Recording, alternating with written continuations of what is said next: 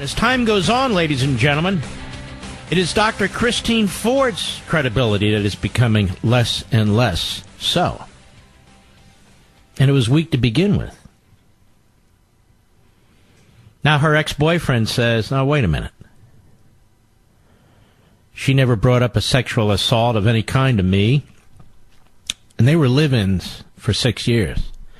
She never had a problem flying. We flew on a propeller plane in Hawaii.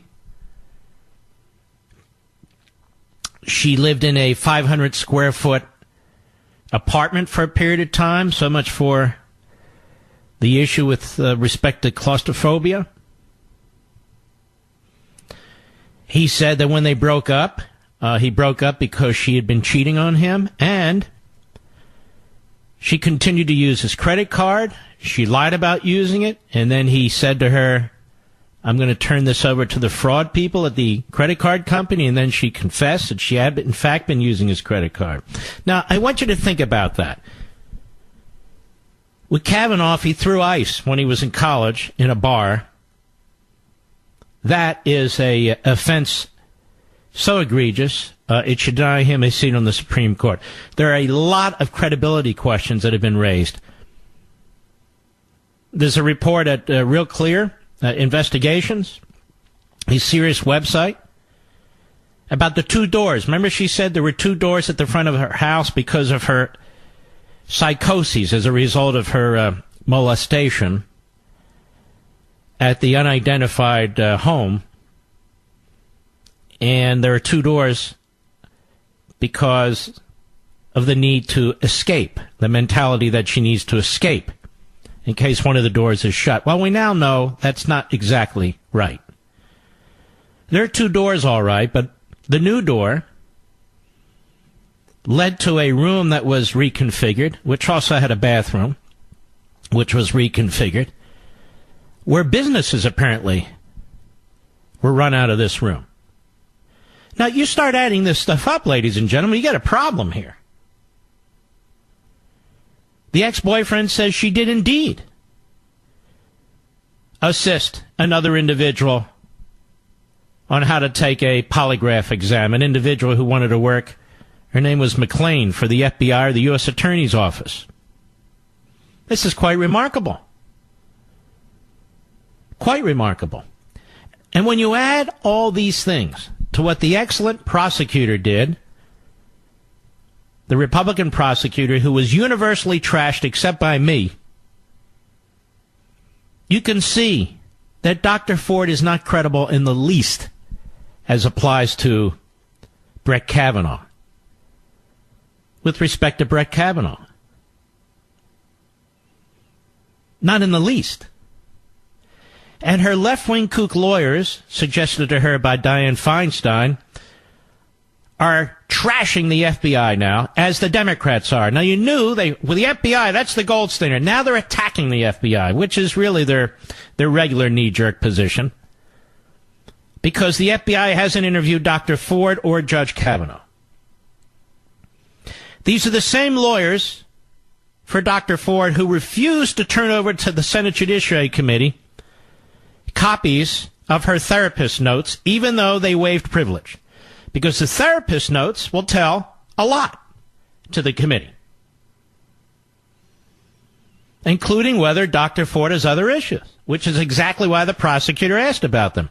I want to go back to this prosecutor because it's important. The media attacked this woman. Radio hosts attacked this woman. Television hosts attacked this woman. Senior judicial analysts attacked this woman. I said, no. She's doing this exactly the right way. Now, I'm going to prove to you that that's the case, not just tell you. And it's not to pat myself on the back. It's because I think you're very intelligent. Unfortunately, most of the media do not, but I think you are. And here's what I said. I believe it was the day of that hearing. Isn't that right, Rich? September 27th, last Thursday, when I came on the air. Cut one, go. A lot of people have been trashing the prosecutor the Republicans hired to ask questions of Ford. What was her name again? Rachel what? Rachel Mitchell. I will take a different view. I want to congratulate her. She did exactly what needed to be done. Exactly what needed to be done. This is why I believe that in the end, Kavanaugh now will be confirmed. She walked Dr. Ford through various aspects of her allegation. And what amazed me is some of these cable analysts weren't happy with it. It's taking too long. The people aren't going to follow this. The Democrats are there making speeches, and they thought that was wiser because this is all based on emotion and everything. Let me tell you the problem, folks. Let me tell you the problem. I'm sorry to say this, but whether it's on cable TV and even this business, people really think you're stupid. People really don't think you're going to be able to follow these things. You're smarter than broadcasters, including me, whether they're on TV or radio. You have a great sixth sense about things. You've got common sense. Those of you who watched the hearings, you followed everything this prosecutor was doing. She was methodically going down, raising questions in a very polite and professional way, and showing gaps in Dr. Ford's testimony. Some cases she had absolute recollection, but in most cases she had none. And I'm not trying to put anybody down. I'm just saying that's what I saw. So I take exception to some out there. I thought she did a hell of a job. It was very solid. That was her purpose. That's what she did. That's what she accomplished. And she had to synthesize, understand, and then use an enormous amount of information in a very short time, and she did. And she found gaps. All right, that's me from September 27th, last Thursday. And now virtually everybody's hanging on what she said, and they should. And there's even more. As the ex-boyfriend comes forward. Notice the Democrats don't want to talk to the ex-boyfriend. Notice they don't demand that the FBI interview the ex-boyfriend. Notice the Democrats don't demand that the lawyers for Dr. Ford turn over her therapist notes from 2012 and 2013. Have you noticed that? Notice the Democrats don't demand, as I've been saying repeatedly, that Dr. Ford and her lawyers go to the Montgomery County Police Department in Maryland. So now they're saying the FBI didn't interview Ford and didn't interview Kavanaugh. Well, of course the FBI didn't interview them. You know why? This is not a criminal investigation. We say this over and over again. It is not a criminal investigation. They already know what Dr. Ford has to say. How do I know? Because we all know what Dr. Ford had to say. They already know what Judge Kavanaugh has to say. How do I know? Because we all know what Judge Kavanaugh said. It's no different. Now, it is time to stop trying to rationalize and reason with the Democrats. It's time to crush them. Crush them! It's time to defeat them. Victory! Stop playing along. I don't care if the media play along. Stop playing along. It's enough already. It was enough a week ago. It was enough when it started. They don't get to call the shots. They're in the minority. It's time to have a vote and let the chips fall where they may. And let me be utterly clear to Susan Collins and Lisa Murkowski. I'll bring 1,000, 5,000 people into your states to campaign against you. You may think this helps your political career while you pose as nobler than everybody else, but I promise you it doesn't. We, the real American people, the regular American people, we've had enough. We've had enough. I'll be right back. In order to believe Dr. Ford, you have to suspend your ability to reason. He's given 3 different answers as to when the assault happened. Mid-'80s, early 80s, and all of a sudden, actually it was the summer of 1982, after she lawyers up. You have to believe that she waited, really until now, to reveal that the individual who assaulted her was in fact Judge Kavanaugh. Never said anything to anybody else. Although her husband now has circled back and said, I remember her telling me during marriage therapy, okay, we'd like to see the notes. They won't release the notes. So that's not believable. She can't remember key details about the night, who invited her to the party, how she heard about the party, how she got to the party, how she left the party, where the house is exactly with any specificity, and of course, most importantly, how she left the party, with whom she left the party, how she traveled back home when she got back home. The alleged assault has not been corroborated by a single person, including none of the people she's named, including, as well, her lifelong girlfriend, Leland Kaiser. That apparently has not changed based on reports today.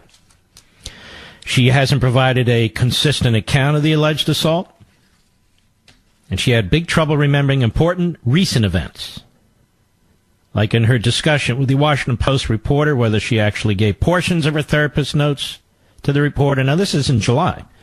The whole copy of the therapist's notes, or read from the therapist's notes, she doesn't remember.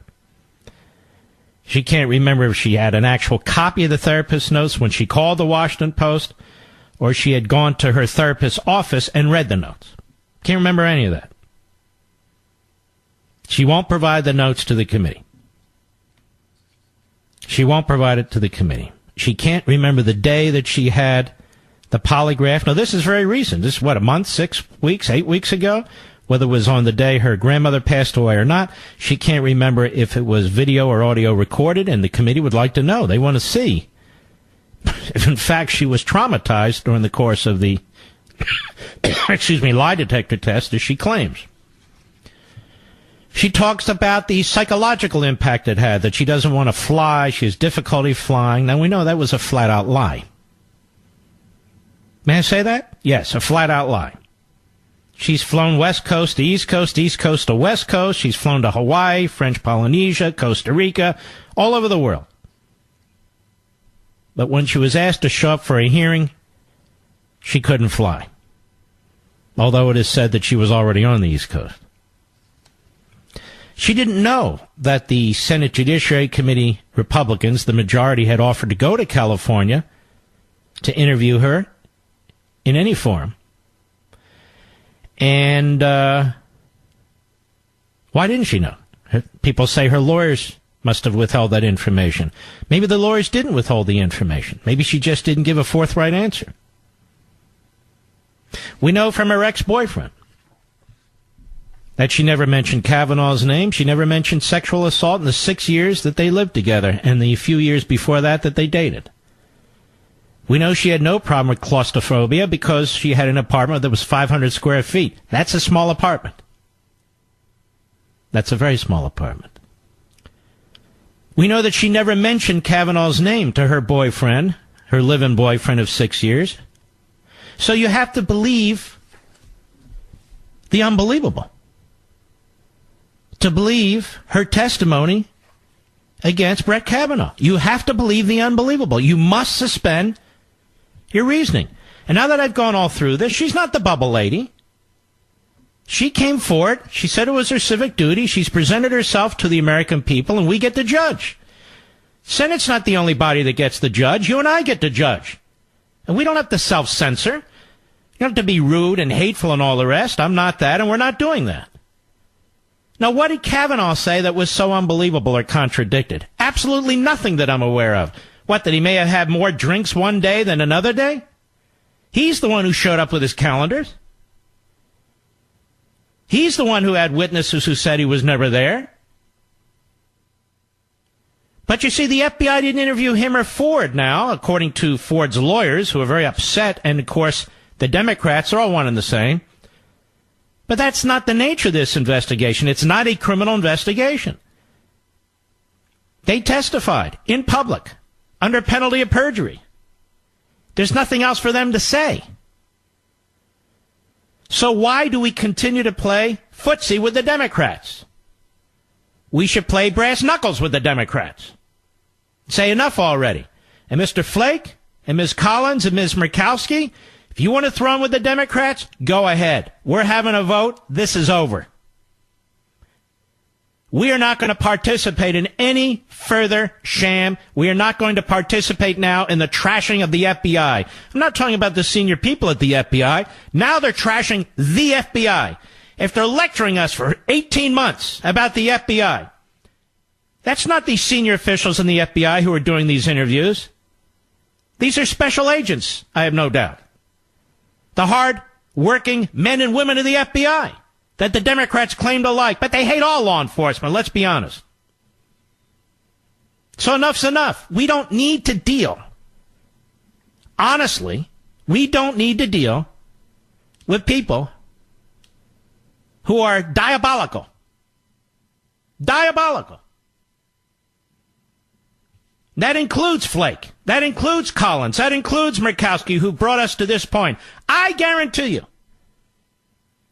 if it were their husbands or Flake's wife who are being treated this way, they wouldn't agree. You know what? Maybe we should extend this for a week. Why? What took place this weekend? Endless speculation. Endless analysis of what? The insanity is ubiquitous. It's all over the media. All over the media. I'll get to them later, as I always do. So to actually believe Dr. Ford is really to suspend the ability to use your brain, as applies to Brett Kavanaugh. If something happened to her, and it may well have, nothing to do with Brett Kavanaugh. I'll be right back. This is from the Daily Mail exclusive. Christine Ford threw her under the bus. Strained sex assault witness Leland Kaiser, her lifelong girlfriend, seen for the first time as close family member, confirmed she did not corroborate school friend Ford's story to the FBI. A weary-looking Leland Kaiser was seen for the first time. Kaiser, 52, whom Ford described as her best friend at Holton Arms Preparatory School in Bethesda, Maryland, was her final hope for corroboration. However, the former pro golfer couldn't corroborate Ford's story when she was interviewed by the FBI on Saturday. I believe this is Bob Beckel's ex-wife, by the way. Pictured in Daily Mail TV exclusive photos for the first time since news Ford named her, Kaiser showed the stress of being put into the national spotlight. The close relative expressed anger at Ford's suggestion that Kaiser could not recall the party because of the, quote, significant health challenges. And why aren't the media all worked up about how Dr. Ford threw a fellow female, Leland Kaiser, under the bus? She can't remember because of significant health challenges. The health challenges have not impaired her memory, but being caught up in the Kavanaugh scandal has proved physically trying to her. The relative said Leland is not a well woman. She has had years of injuries that have seen her have 14 operations. She just wants to get better. Well, that's a very compassionate Christine Ford, I would say. Wouldn't you, America? I just thought I'd bring this up. Because which women are we supposed to be protecting and defending, and which women are we not supposed to be protecting and defending? Now, that renovation at her home with the two doors, the two front doors, I just thought it was odd the whole thing came up. Well, it's kind of odd. People have looked into this. Real Clear Investigations looked into this. You know what they found? That second door wasn't there for an exit. That second door led to a refurbished room and a bathroom where businesses were run out of it. Or the room could have been rented. So that room was created with that door, not because of any psychological issues or difficulties. Paul Sperry points out in Real Clear Investigations. No, it was created as another form of income. You start adding these things up, it really does create a problem, doesn't it, Mr. Producer? I mean, you go through this one thing after another, and of course now they're indignant that the FBI didn't interview Kavanaugh. Why, is she going to change her opinion? That argument doesn't even make sense. Why? Is she going to change her opinion to the FBI? That could be perjury. I don't think she'll do that. And they didn't even interview Judge Kavanaugh. Well, why should they? Is he going to change his opinion? I don't think so. Well, we need to get to the truth. No, all they do is interview people and ask them questions, write it up, and hand it over. It's only been said 4 billion times that that's what a background check is. So, what is it that the FBI needs to find out? Now, if they really did interview Dr. Ford, then they should take with them Prosecutor Rachel Mitchell's memo, and as well as several of the points I've been raising, and then have Dr. Ford square the circle. That would be a real criminal investigation. And they could do the same with Kavanaugh, but I don't see any contradictions in his testimony. Do you? I really don't. I don't think you have a lot of ex-Kavanaugh girlfriends coming forward and saying, well, he lied about this and he lied about that, and no, that's not true. He did like to fly, and he wasn't claustrophobic, and he did this and he did that. There's nobody who said that. Well, you have this old guy who went to Yale. He said he threw ice. He threw ice? Luckily, he didn't throw a lamp or an ashtray, a la Hillary Clinton. Yep. Are we allowed to talk about the truth anymore? Am I allowed to? I had a dear friend. He is a dear friend. He wrote me. He said, you need to be careful about this stuff. I said, I'm being careful. I'm not being mean. I'm not being rude. I'm just laying it out the way I see it. On the other hand, the Republic's at stake. The Supreme Court's at stake. I'm not going to cow. I'm not going to hide under the table. I'll be right back. All right. Yes, facts. We deal in facts here. And at bottom, what we support here is liberty and individualism and all those sorts of things, you know. Now, do you want to hear about the renovation of Dr. Ford's house? No, you don't. Just take my word for it. There's a great piece, as I said, at Real Clear Investigations. And, of course, now we're to believe that the FBI failed to do a thorough job.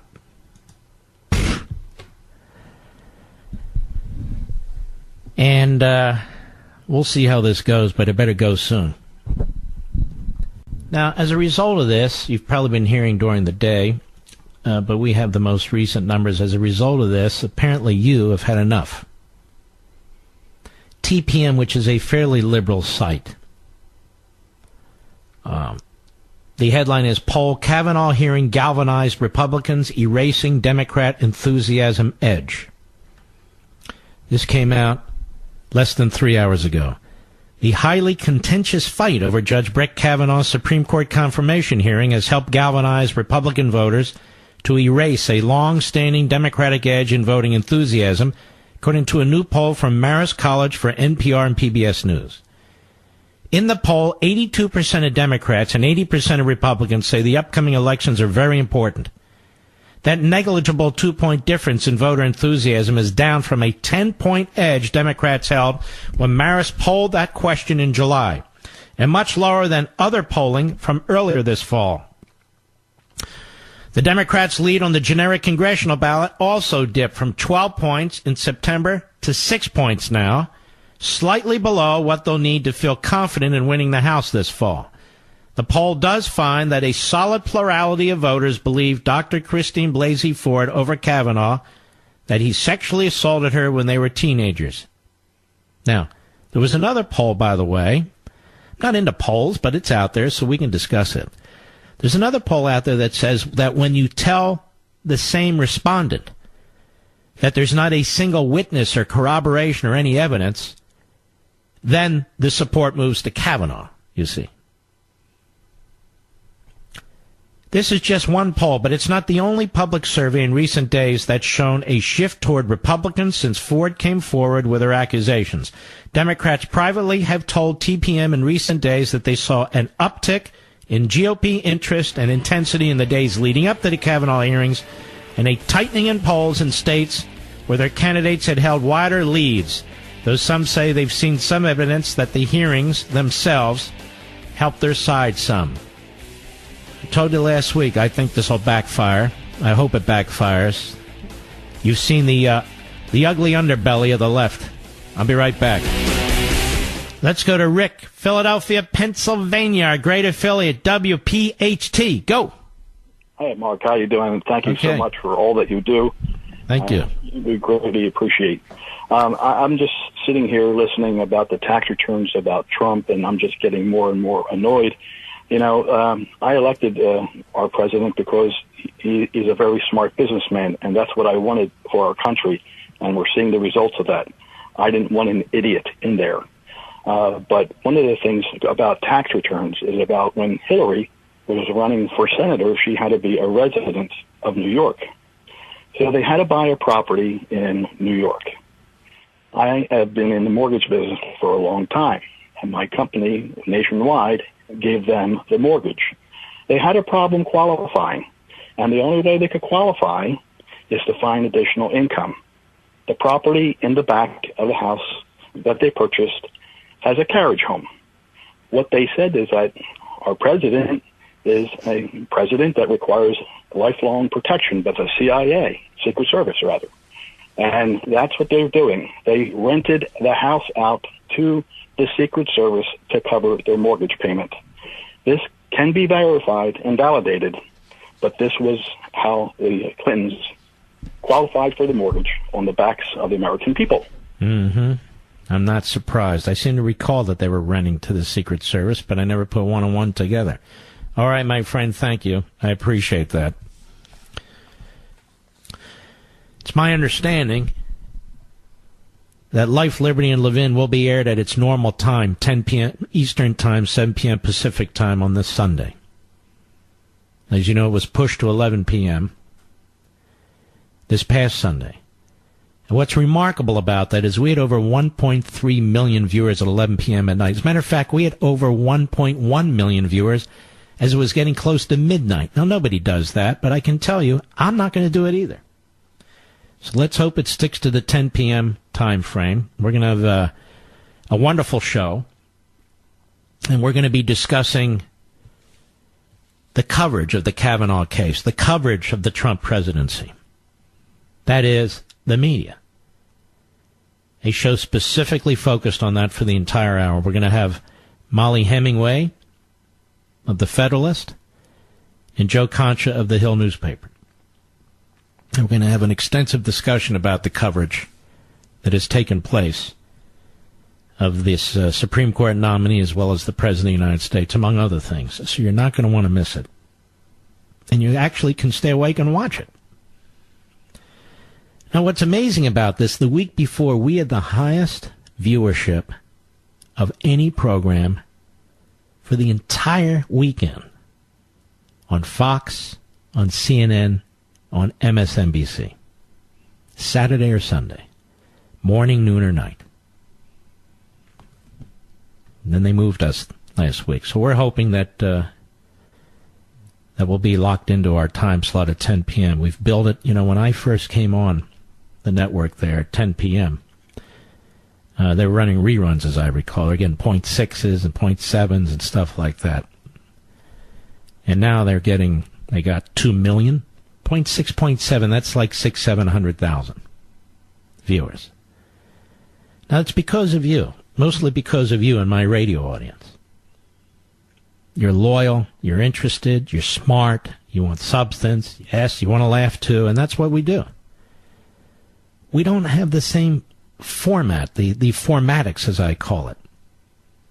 Leading with a monologue and 15 guests, and we're standing in one scene, we're sitting in another, we have a panel in another. No. Let's just cool it. Have a smart discussion. Sit across from each other and talk about these matters that matter to you and me. That's all. And it's been wildly successful. Even though it's 10 p.m. Eastern on Sunday night, it's been wildly successful. That's because of you. Not me, not the guest, because of you. I believe the long-form interview is very important. I believe it's been abandoned over the decades. I recall watching long-form interviews when I was a young man. They had a great influence on me, watching Milton Friedman, William F. Buckley, and Tom Sowell, and all those greats. And we want to do the same. Not that I'm one of them, but we want to do the same. And we want people to be on the program who are not necessarily on some other program and are not necessarily related to the event that occurred the day before or 3 days before. Sometimes it will, sometimes it won't. I'll be right back. Mark Levin. All right, ladies and gentlemen, I uncovered an audio from 2001 of Brett Kavanaugh. And unfortunately, I think this is going to sink his nomination. Cut 16, go. I didn't take school that seriously. Oh, wait a minute. I meant Barack Obama, sorry. Cut 16, go. I didn't take school that seriously. I got in a fight. By the way, you know that was a joke, right? Some people, doesn't he know that? Yeah, I know the difference. But I wanted to get everyone's attention. Just pretend it's Brett Kavanaugh. Pretend it's Brett Kavanaugh, not Barack Obama in 2001. Pretend it's Brett Kavanaugh who made these things. And Barack Obama was very proud of this, very happy. Made him very cool, very cool. Cut 16 again, go ahead. I didn't take school that seriously. I got into fights. I drank and did and consumed substances that weren't always legal.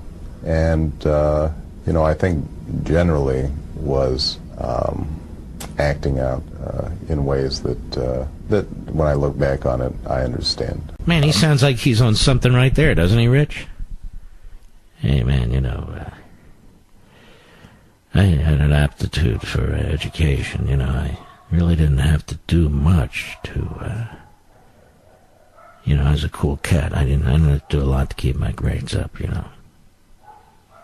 Oh, yeah, I got into fights, drank a lot, consumed illegal substances. Yeah, man, I was cool. Go ahead. Behavior was self-destructive. I might drink a six-pack in an hour before going back to class, things like that. A six-pack before going back to class, It's okay, I never blacked out. I was still the cool kid in class. I never blacked out. Now, I'm playing that for a reason. Every Democrat on that committee loves Barack Obama. They would tell us, what the hell does this have to do with anything? It has to do with everything. Has to do with everything. He drank to the point of being drunk. He used cocaine. He used pot. He got into fist fights. I don't know if he actually threw ice or what the deal was. And everybody thinks he's cool. He was a great president. He led the Democrat Party, and he's out there attacking Trump, as is his wife. That's okay. It's okay. Let me play it again so all of our friends at Fox and so forth might pick it up, Mr. Producer. One more time. This is Obama in 2001. Listen very carefully. It's very slow and painful, but nonetheless. Cut 16, go. I didn't take school that seriously. I got into fights. I drank and did and consumed substances that weren't always legal. And, I think generally was acting out in ways that when I look back on it, I understand. May I ask a question, ladies and gentlemen? I'm quite serious. How did he treat women? When he was drunk, when he was high, when he got in fights, how did he treat women? We know he befriended Bill Ayers and Bernadine Dorn, terrorists, among others. And we were told that's not relevant. It's not relevant. Well, isn't everything relevant now? Isn't everything relevant? Go ahead. Able to keep my grades up and at least graduate. Some of my behavior was self-destructive. Yeah, I'd say. I might drink a six-pack in an hour before. Now think about that. Now I'm not a drinker, but you might drink a six-pack in an hour? Mr. Producer, is that possible? That means you're stone drunk, right? And you can't walk. You're chug-lugging a beer, cans of beer, 6 of them in an hour before class. Man, was I cool. He confesses to have done cocaine, not in this clip, but in the past. He confesses to have been a heavy pot user. Here he confesses to getting into fights. I'd say he was disqualified to be president. Too bad we didn't know all this, that the standards were such. I suspect that his background is similar to a lot of members of the United States Senate. A lot of Democrats in the United States Senate. I suspect his background is similar to a lot of people in the media who all of a sudden have found morality. Morality.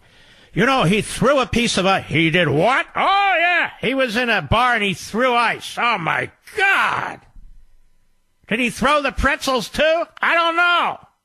How about the peanuts? You can poke somebody's eye out. You throw a peanut. Oh, that's a good point. Oh, yeah. So he liked to drink. Oh. I'll bet he couldn't outdrink Barack Milhouse Benito Obama. 6-pack of beer in the hour before going to class? Holy moly. No way. No way could Brett Kavanaugh do that. I mean, it sounds to me like Barack Obama was the Joey Chestnut of beer, Mr. Producer. He can put down as many brewskis as Joey Chestnut could hot dogs in 1 minute. 6-pack of beer an hour before going to class? Oh, yeah. Oh, yeah. I'm not talking 3 or 4, not even 5. I'm telling you 6. I could put down 6-pack of beer right before class. Wow, you're presidential material. You know that? Yes, I do. So that was 2001. Now we come to 2018. Mr. Kavanaugh, yes. You like to drink beer? Yes. So you admit you're a lush? No. Sometimes I had too much beer. Did you black out, Mr. Kavanaugh? No, I never blacked out. Oh, you didn't? No. Did you ever fall asleep? Where did you fall asleep when you drank too much beer, Mr. Kavanaugh? We need to know. What kind of beer did you drink? Did you drink light beer or the strong stuff? Drink from a bottle or a can or a draft? We need to know. Did you drink the German stuff or the American stuff? Yeah. Because I suspect, Mr. Kavanaugh, you have a little German in you, don't you?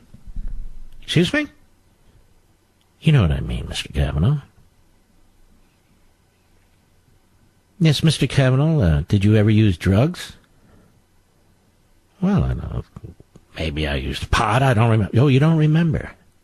May I remind you, Mr. Kavanaugh, you're under oath. I know I'm under oath, yes. And tell me, sir, when's the last time you used pot?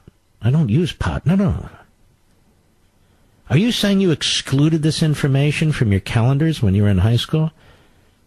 Well, yes, I think I did. Well, how can we believe anything that are in your calendars, then, Mr. Kavanaugh? Well, I mean, I wrote these things down to the best of my ability. No, you didn't. They were self-serving. You knew at the age of 17 you wanted to be on the Supreme Court, Mr. Kavanaugh. So every day when you were in a drunken stupor and high on pot, every day you would write these self-serving accounts in your calendar, wouldn't you, Mr. Kavanaugh? No, I never did. Oh, don't lie to us. You're under oath. I'm not lying to anybody. Don't raise your voice to us, because it seems to me, Mr. Kavanaugh, you're a bit intemperate. You're a bit intemperate, and for that reason alone, Mr. Kavanaugh, you shouldn't serve on the Supreme Court. Here we have allegations that you're involved in group sex every weekend for 10 weekends. No, but I didn't. Don't interrupt me. There goes your temper again. Here we have your calendars, Mr. Kavanaugh, and I think they're incomplete because we know you were drunk. No, that's not. Don't interrupt me. I'm a senator. Don't show me disrespect. And here we have an allegation from Ms. Ramirez. Who's Ms. Ramirez? I said don't interrupt me.